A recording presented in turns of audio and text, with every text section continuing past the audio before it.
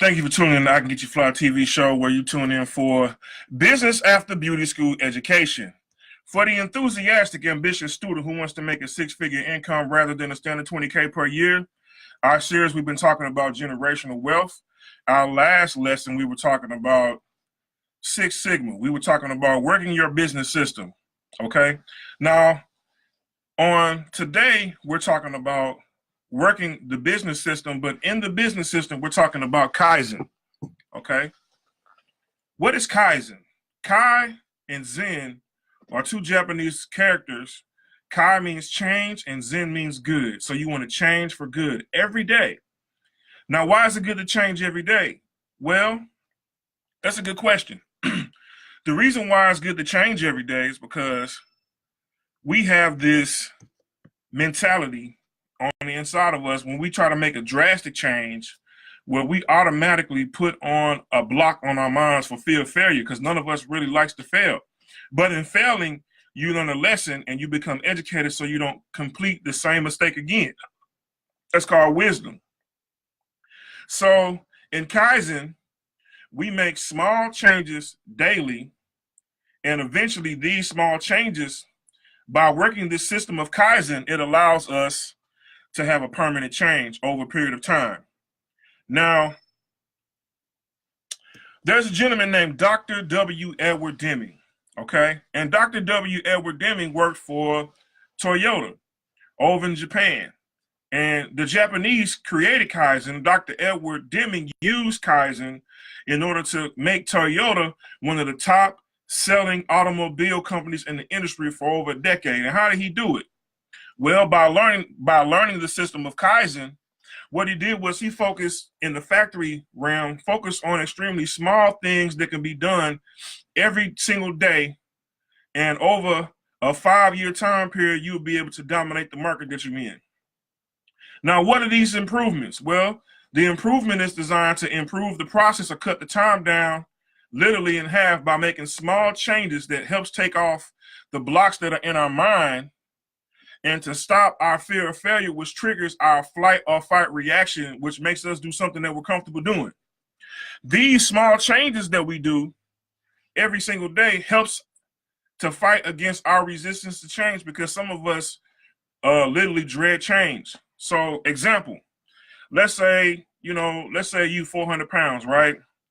So what's causing you to gain weight?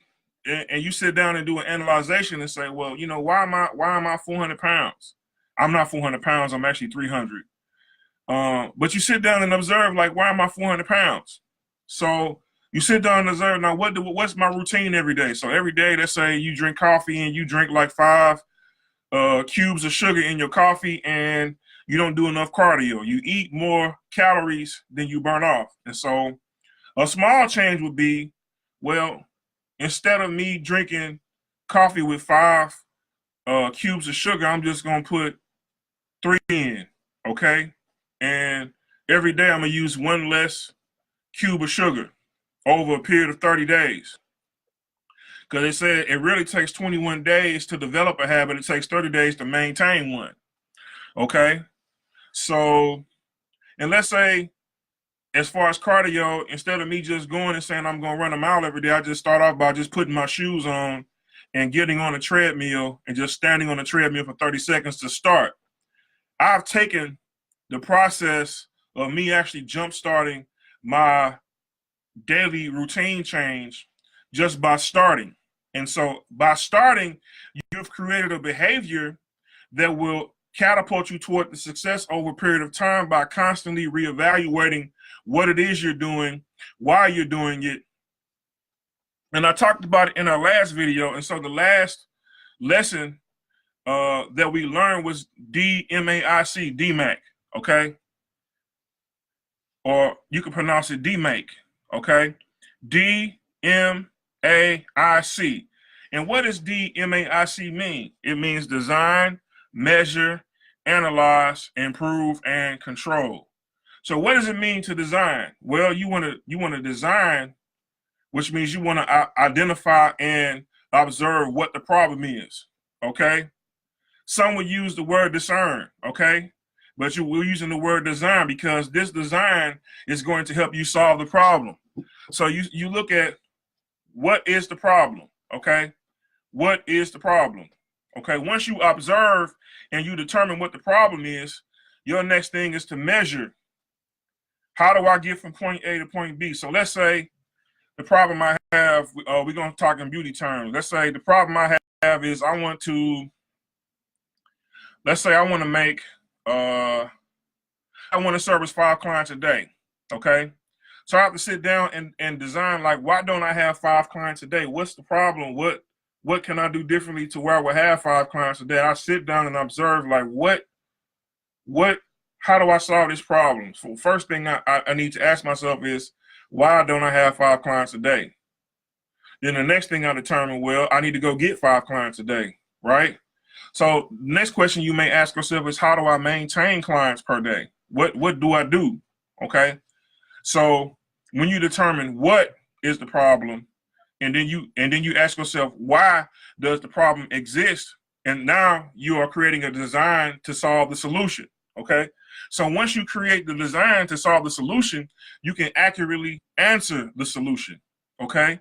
And so now you've created a solution to the problem. There's a problem and there's a solution. Okay. So now you've designed, you've identified what the problem is, and now you've created an answer for the problem in your design. Okay. So the process in Six Sigma is design. So that's step 1, design. You want to design a solution for the problem. Okay. So the problem is, let's say hypothetically speaking, I don't have 5 clients a day and I want 5 clients a day. So what hairstyles can I do to where I can maintain 5 clients in my chair? Okay. If I'm a barber, the first thing I'm going to think about is taper line. Why? Because young brothers is wearing taper lines. Okay. If you go outside, wherever you at, a lot of young guys is wearing haircuts that look just like the guys on TV in the NFL and the NBA. A lot of these guys are wearing the wild hair on top, the box, the lock look with the sponge, and there's tapering the side and the back and having a real crisp lineup. Or there's tapering the side, fading on the sides like a low fade or maybe even a high fade, real crisp lining, sponge to top, like the Fro Hawks, the Fox Hawks, okay? And they don't take that long to do. And there's a system with how you even do the haircut or hairstyle. So now you've identified what the problem is. You need 5 clients in your chair every day. Now you figured out a solution. Well, I'm just going to do a line and taper. Well, a line and taper costs $20. Some charge $25, some charge $30, right? If you take the razor out and hit it with the razor on the lineup, you can charge about $30 per haircut. Okay. So now I've identified what the problem is. I need 5 clients in my chair per day. Okay. So I went out into the environment where I'm at. I looked at the environment. I said, here's an answer. I need to do line and tapers. Why do I need to do line and tapers? Because the young brothers are wearing these. Okay. So if I tighten up my line and taper game, if you're a stylist or you're a barber and you're not doing line and tapers, the first thing you want to start doing is line and tapers, because that's what the young brothers is wearing. These young brothers in high school, these young brothers in college, these professional brothers that work on the job is wearing lines and tapers. So the first thing you want to do is master your line and taper skill. How long does it take to do a line and taper? Well, it could take anywhere between 15 to 20 minutes, okay, to do a line and taper. The first thing you want to do with the lineup is you want to make sure that the lineup is straight. How do you make sure the lineup is straight? Well, you want to make sure that when you use your liners or your T outliners, you putting, got my business card here. Definitely give me a call. You want to make sure you put the liners right here in the middle of the nose and go straight up. Zip. That's your marker point for your first line for the lining. And you go right across, straight across, okay? And then when you hit the corner, you can take a comb and measure out the side of the eyebrow, maybe to the corner, maybe to the middle part of the eyebrow where the box should start for your lineup, okay? And you start it right here in the middle from the nose. You go straight up, zip, That's one line. Then you go zip, zip, zip, zip, zip, zip, zip, all the way over to the corner, right? You hit that corner real good and come straight down, right? And you may want to go at an angle from the eyebrow in order to create the box, okay? What's the box? The box is like an angle that makes the lineup look straight, okay?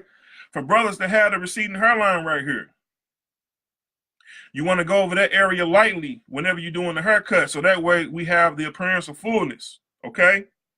And you do the same thing on the other side. Now, I don't recommend pushing back a person's lining. Why? Because a person has a natural hairline. But sometimes you have brothers and sisters that have the swirl right here in the front, and so you have to cut the hair the way that it's growing, or against the grain the way that it's growing if you want it to lay down, okay? Never cut against the grain or never cut into a person's swirl. You want to comb the hair to find out which way it's growing first, and then you want to go against the grain to make the hair lay down.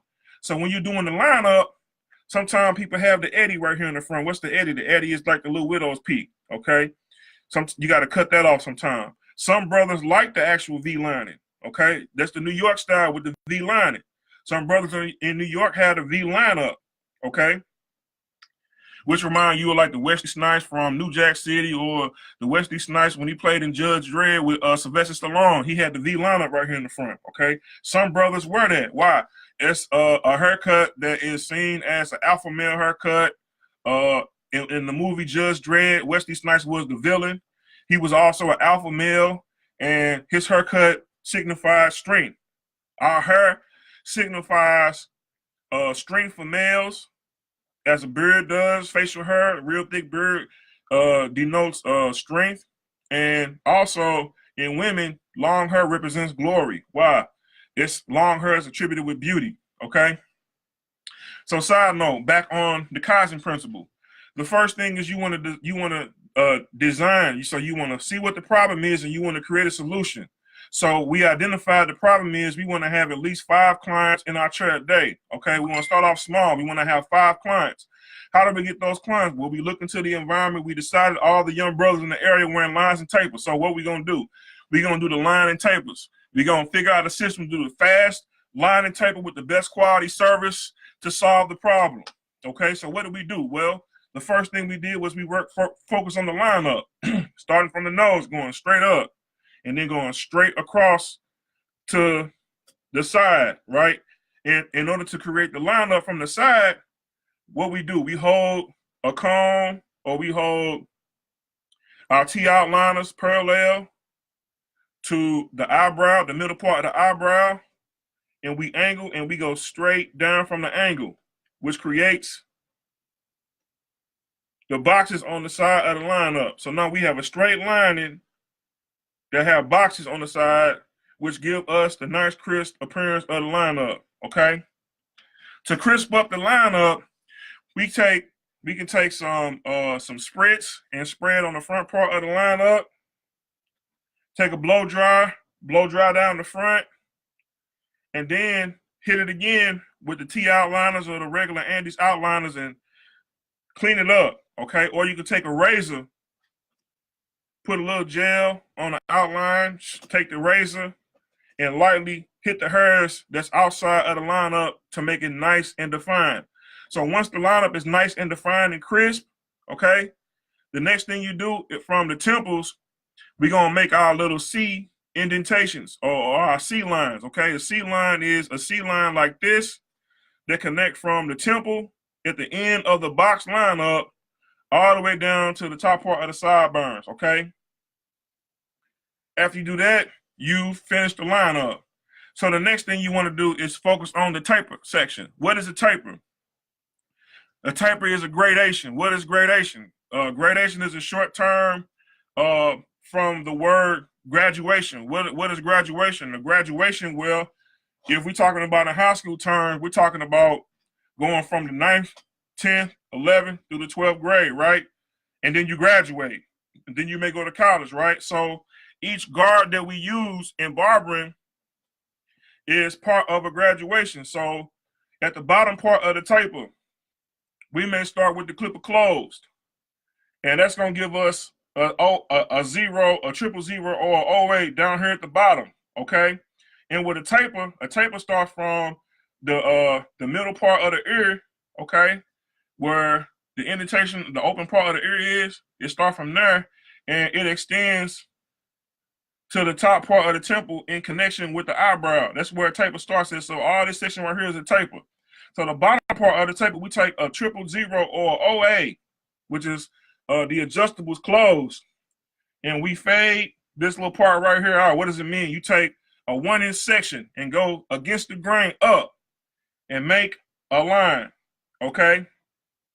Then you open up the adjustables all the way up, which makes the adjustable go from either a triple zero if you got a surgical blade, or from a OA with the blade closed. You open it all the way up, which makes a 1, okay? Then you take another 1-inch section and you go against the grain up another 1/2 inch. Okay, when you go up another 1/2 inch, now you have an OA on the bottom, then you have a 1 above the OA, and then you take the adjustables and put the lever in the middle, right? And so now you fade that line out. When you fade the line out, it's like taking an eraser and erasing a line. Let's say you drew 3 lines, 1, 2, 3, right? In order to fade, you have gradation on the bottom. You have the OA, and then you have the 1 up top, and then there's a line where in between the OA and the 1. And so when you fading, when you put the lever in the middle from the OA to the 1, right? The lever in the middle is what's going to help erase that line out, because it's the middle part of the fade.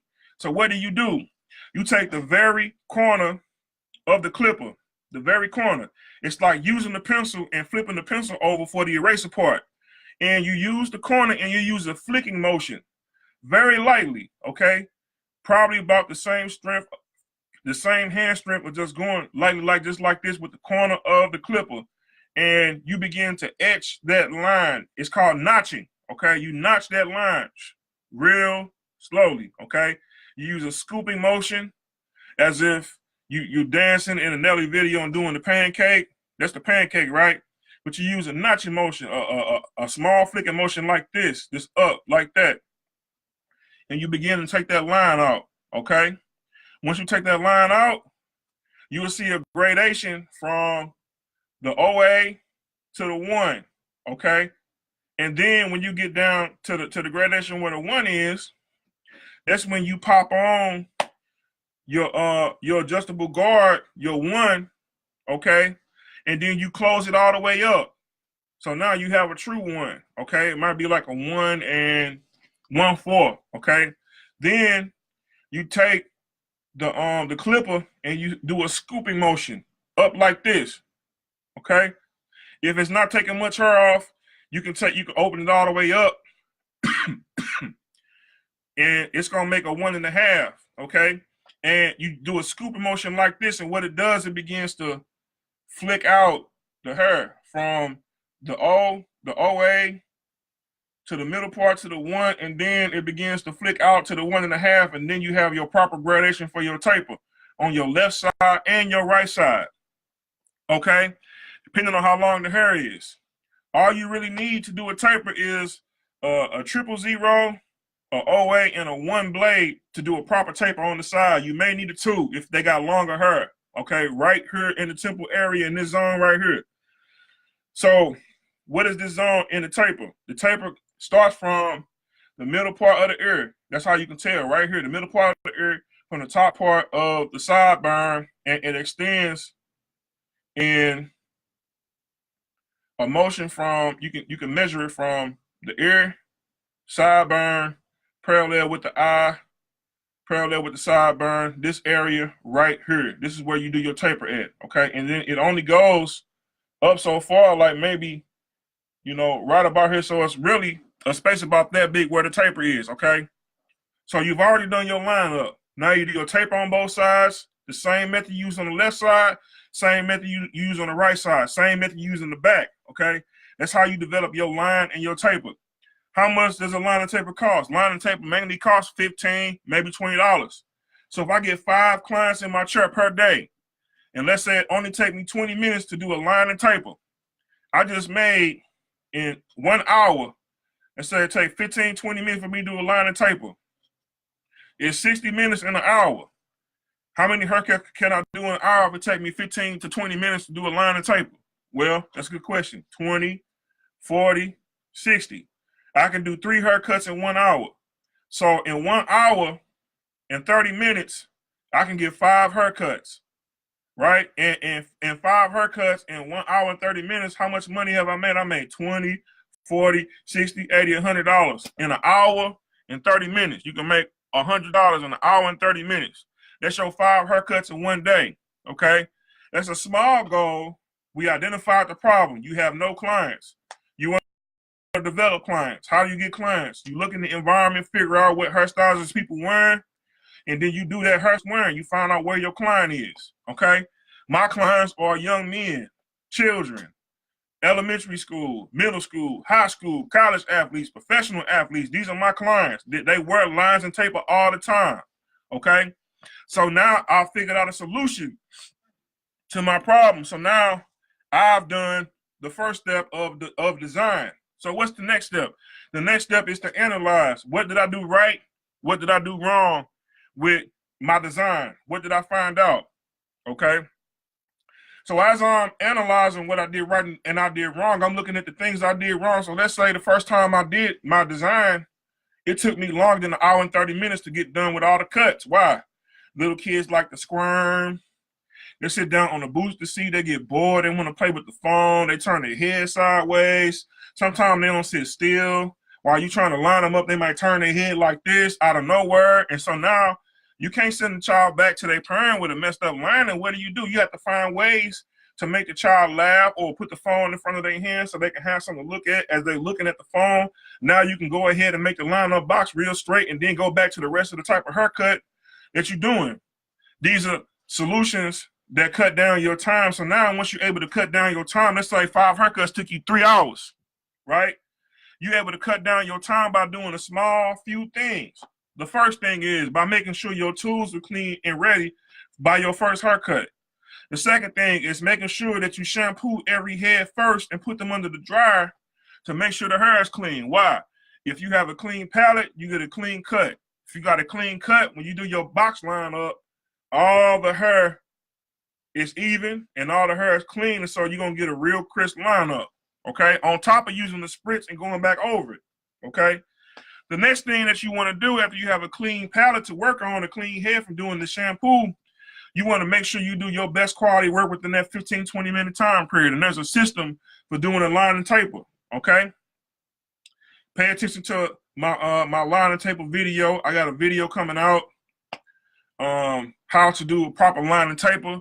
Make sure you subscribe to my YouTube channel. Pay attention to my YouTube channel. You can look me up, Stylist John, or you may look me up at Stylist John MUA on YouTube, okay? It may be under Stylist John or Stylist John MUA. I'm going to make sure I put the YouTube link in the video on the right-hand side of the screen so that way you can click the link and look and subscribe. Subscribe. I got a lot of how-to videos so you can learn this information, okay?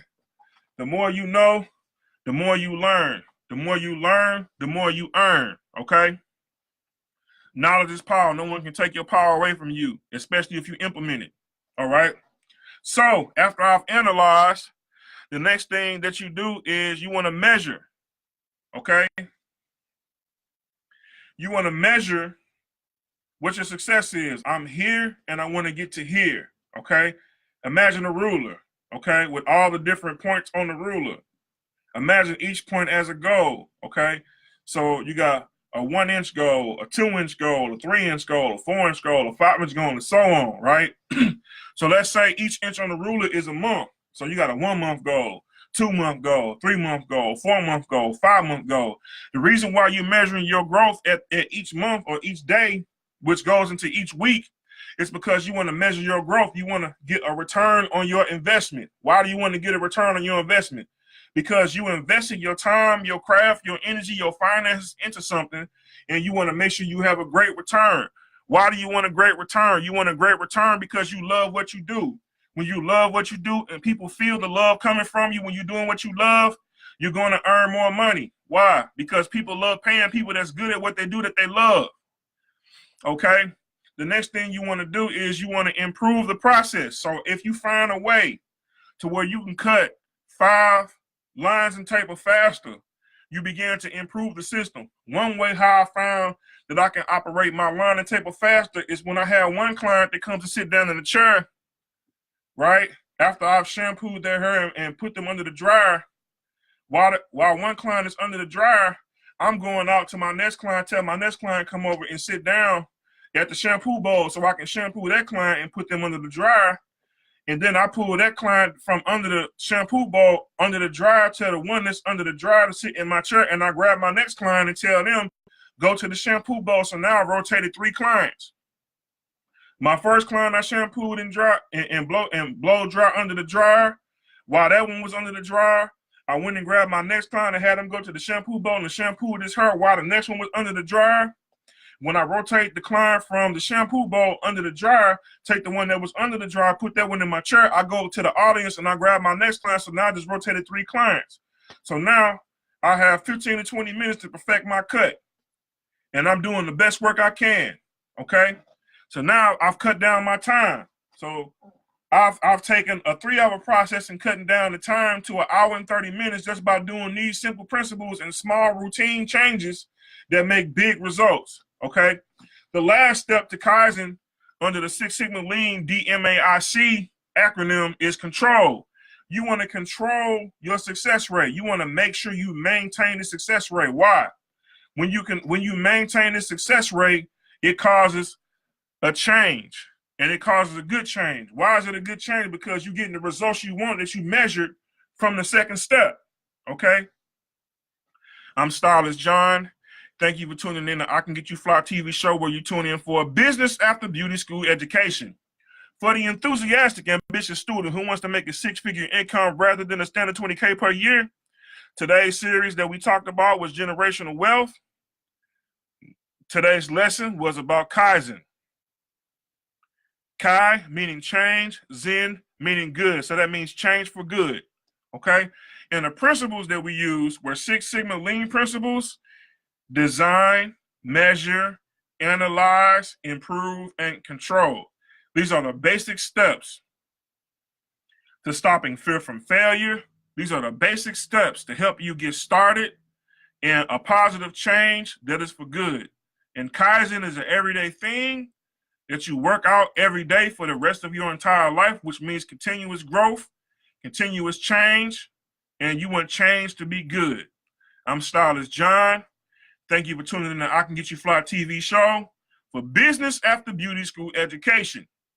For the enthusiastic, ambitious student who wants to make a 6-figure income rather than a standard 20K per year, be the change that you want to see. And like I always say, I believe you can.